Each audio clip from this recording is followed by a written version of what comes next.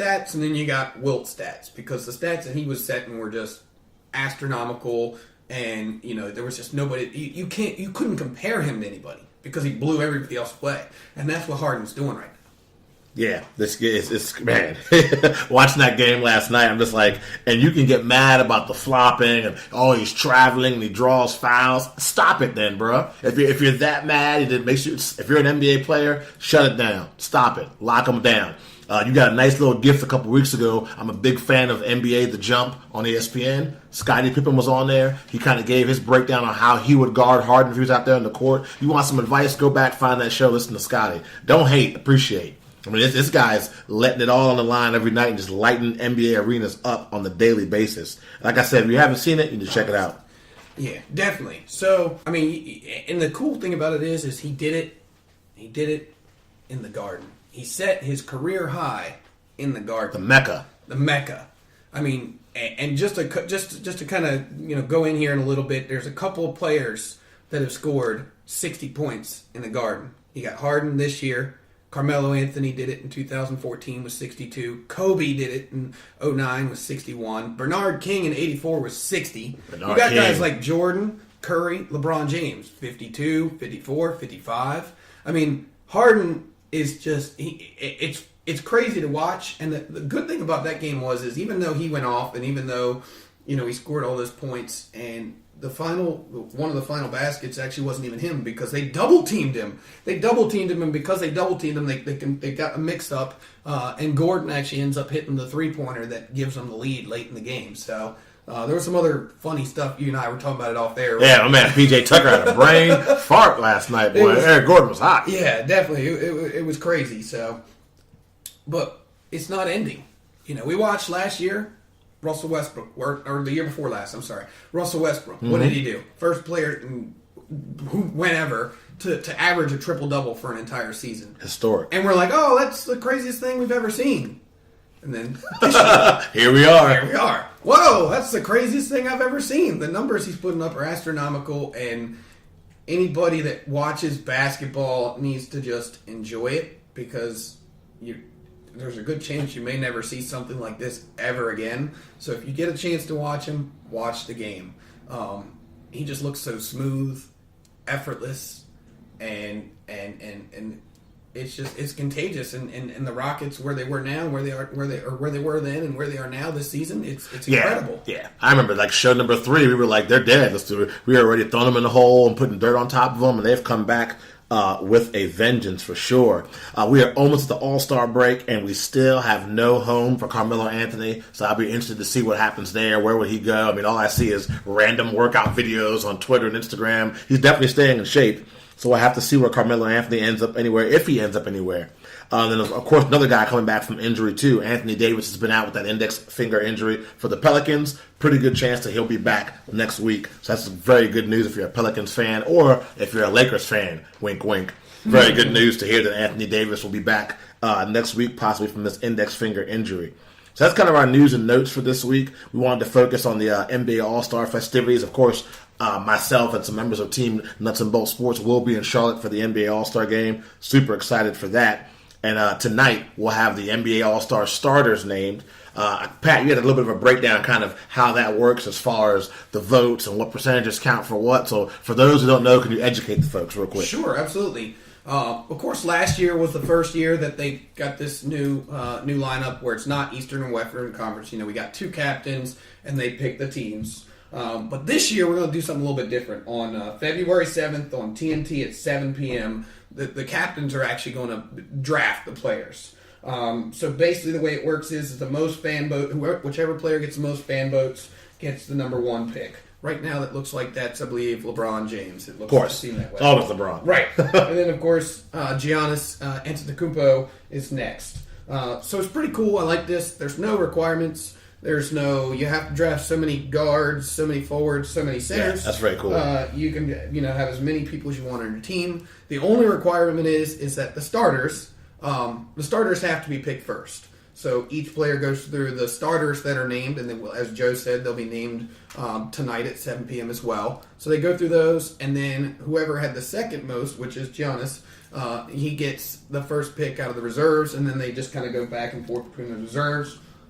For those of you that don't know, the fan vote counts for 50% of it. The other 50% comes from the players and the coaches.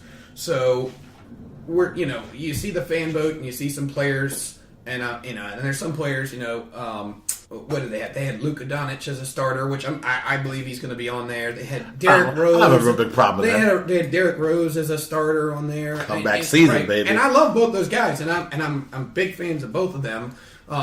And they had Dwayne Wade as a starter, and I was kind of like, well, I mean, he's having a decent year. It's nostalgia. It's his last year in the league. It's his last year in the league. So I mean, I totally get that, and I still think he should be on the team. And they do that year after year after year. You got players; it's their final year in the league. They still make the All-Star team, no matter how many games they played, no matter how well they're playing. Will Dirk Nowitzki get picked up somehow as a reserve? He's only played a handful of games, but this is it for Iron Leg. That's a name that I think I wouldn't, if he was there, I wouldn't be upset. Let's just put it that way. So it's going to be exciting. We want to see who's picked.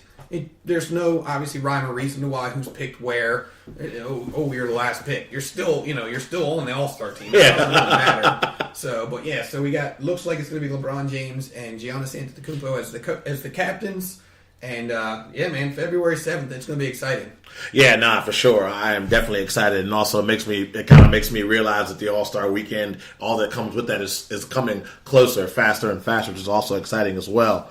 Well, hey, what kind of NBA podcast would we be if we didn't make our own All-Star teams? So what we've done is, as Pat talked about, the starters are going to be announced tonight. Pat and I have kind of done our own two teams, and we went old school, or at least I did, as fact as breaking it down between East and Western Conference. But this is just the people that I think should be starters for both conferences. And then Pat has his starters as well as some reserves, and he also has a couple of guys. He's getting his Monty Perez sports whisperer on, and he's predicting some guys that he thinks might not make the All-Star team that should be. So for me in the West, I started off with Steph Curry and James Harden. I think Kevin Durant's going to make the All-Star team. Paul George and Anthony Davis. Now, before people turn the podcast off and say, how the hell could Joe not say LeBron James? I'm under the assumption LeBron James will not play. If he does play, then I'm taking out Paul George and I'm putting in LeBron James. But that's what I have for the West. In the East, I went hometown hero, Bradley Beal. I'm going Kemba Walker.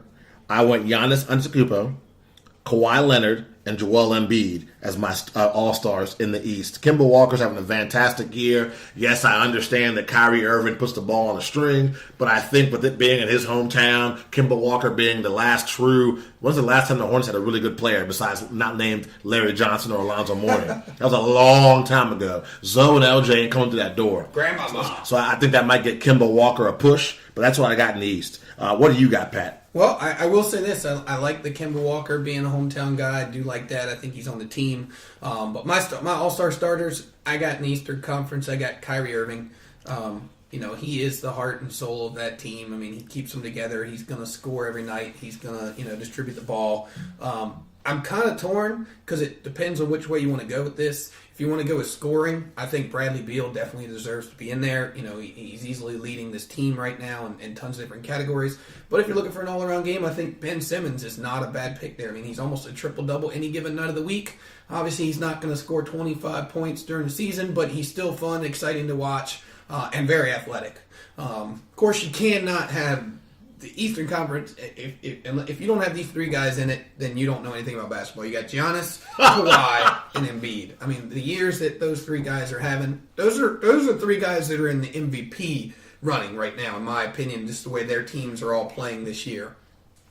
Couple guys in the Eastern Conference that I'm pretty sure if you look at the way they've been playing and the way their teams are playing, a couple guys I think obviously Victor Oladipo, the way he was playing, I had his name in there, which you could slide Dwayne Wade in there, to make up for the difference on that one, maybe somebody. But Blake Griffin, D'Angelo Russell, Nikola Vucevic from the Magic, Kemba Walker, Kyle Lowry. So just Kyle Lowry? Yeah, he's missed like 12 games, I feel like. LeBron James has missed 17, and they're talking about He's LeBron James, though. Who's Kyle Lowry? But, I mean, it's your team now. I'm sorry. You let me do my thing. My bad. A couple players that I think are deserving but won't make it. Obviously, Andre Drummond, Zach LaVine, the way he's been playing in Chicago. Now, granted, their record, terrible. But, man, he's been playing great. And then Spencer Dinwiddie with Brooklyn. I mean, I talked about D'Angelo Russell deserving it, but this guy could be, I wouldn't be upset if this guy was on there as well.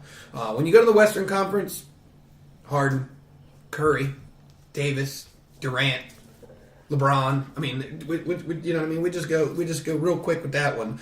But Paul George, I think if LeBron's not able to play, I have no problem with Paul George playing, being in there as a starter. So I kind of like between those two. Of course, man. Nikola Jokic, big game. Damian Lillard, Westbrook. I got Rudy Gobert in there. Luka Doncic is another guy that I think, the way he's been playing. I think he deserves it. He deserves it. Absolutely. Another guy that, could be there, but Jamal Murray, with the way he's been playing in Denver, I mean, it wouldn't surprise me to see him. I mean, it's tough with all the guards in the Western Conference. He's the bad era of guards. It's just tough. At least Chris Paul's been injured, so we know Chris Paul's probably, I won't say probably, I would say more likely. There's no way. Right, there's no way. But, there's just so many good guards in the Western Conference. And the way it used to be broken down where you used to have to pick East and West, and you used to have to pick so many of each. I forgot about Murray. That's a good argument you could bring about that. C.J. McCollum, Drew Holiday, the way he's been playing. And, of course, Derrick Rose. Derrick Rose, obviously, with the fan votes, he's up there. I think he deserves it. It's great to see. He's completely turned his career around. Sixth man of the year right now so far. I think so. No doubt. Obviously the Timberwolves are not doing very well as a team. But you're right, man. Him coming off the bench, what he can do, the energy they can provide, and he's hitting game-winning shots again. I believe a week ago, whatever, he hit a game-winning shot. Yeah. So, this is one of my favorite times of the year. Dunk contest, 3-point contest, the skills contest. Some people think those are all kind of gimmicky. I don't care. I enjoy it. I love it. No, I do too. I'm here for. Give me all the gimmicky then. Right. I'm straight. We're in for a treat. So I'm ready. Let's see who makes it. I just want to get it over now. This, like I said, end of January, beginning of February. Yes, my birthday, but we have the Super Bowl, we have the NBA All-Star Game. It's just a great time if you're a sports fan. Nah, I agree with you 100% on that one. I'm excited for the draft to be televised live because I want to see people's reactions. Like when somebody, like if Russell Westbrook gets picked in the same team as Durant, what kind of shade or pettiness are we going to see or not see? I want to see that. There better be some cameras on people's residencies, or can I get a FaceTime phone call? Hey, you just got drafted. I'm here for that. The NBA can really capitalize on this and take things to the next level and show the rest of sports leagues how All-Star Weekend's done. Because in my opinion, they have the best All-Star Weekend out of all of sports. Baseball does a really good job, a lot of nostalgia, but the NBA is definitely heads and shoulders above the rest. The NFL, with that pathetic Pro Bowl they put together, should probably fly on down to Charlotte, take some notes on how you have a good weekend and get fans to be interactive. But that's our thoughts and comments on the NBA All-Star as we get closer to Charlotte and seeing who makes that team. And, of course, like Pat mentioned, all the festivities to come with it. The people have spoken. They're loving it. They enjoy it. I enjoy it as well. You get stats. You get some really good nuggets. I've yet to hear something that he said that I've said, oh, yeah, I thought to myself, I knew that. I get a lot of for real, and I got to go back and check myself because I can't believe that, A, I didn't know this stat, and B, that nobody ever told me about it. So without further ado, the Hilbert Report. I'm excited for this week because of, we talked about all the different things that Harden's doing and all these other players are doing. But I just want to start out with one stat for James Harden. We're talking about over a 5-game period in the past, I would say, 60 years, I think is what I read. In a 5-game period, there's only 2 players that have scored, or there's only one other player that's come anywhere near the scoring that Harden's been putting in, and that's Kobe Bryant back in 2006. In the past 5 games, 268 points. Jesus. Kobe had 260 or 261. He had a couple 60-point games in there as well. Also, he's the 5th player with multiple 60-point games in his career as well. So, I mean, he's just setting records left and right. He's 21 straight games